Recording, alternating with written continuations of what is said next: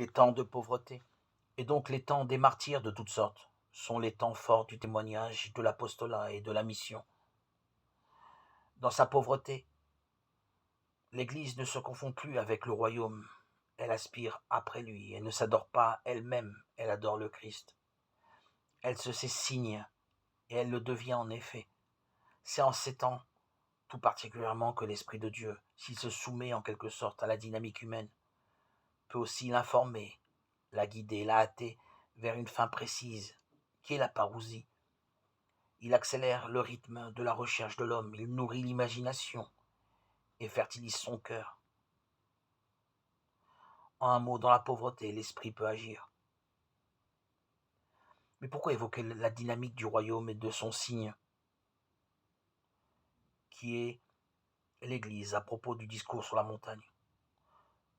Pour la raison que les béatitudes sont la base de l'évolution de l'Église, qu'elles sont, dans toutes ses étapes, l'élément fondamental. Le discours est une de ces étapes qu'on ne saurait isoler des autres, sous peine d'en limiter la résonance. Le discours sur la montagne constitue la charte du royaume. Il est l'enseignement fondamental de Jésus, ramassé en un discours. Nous le savons. Nous savons aussi que la valeur du discours ne réside pas seulement en son texte écrit, mais en cela que le texte est le moyen d'adhérer à la personne vivante de Jésus.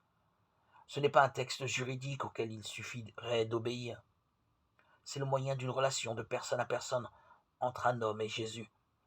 Le discours est la charte du royaume, du fait qui est la clé du dialogue avec Jésus et de notre incorporation à lui.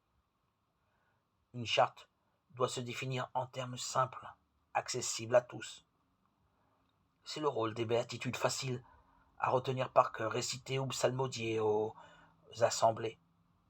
Elles ne sont pas une partie quelconque du discours, elles en sont l'introduction et le résumé. On peut dire que le reste du discours est une sorte d'amplification des béatitudes.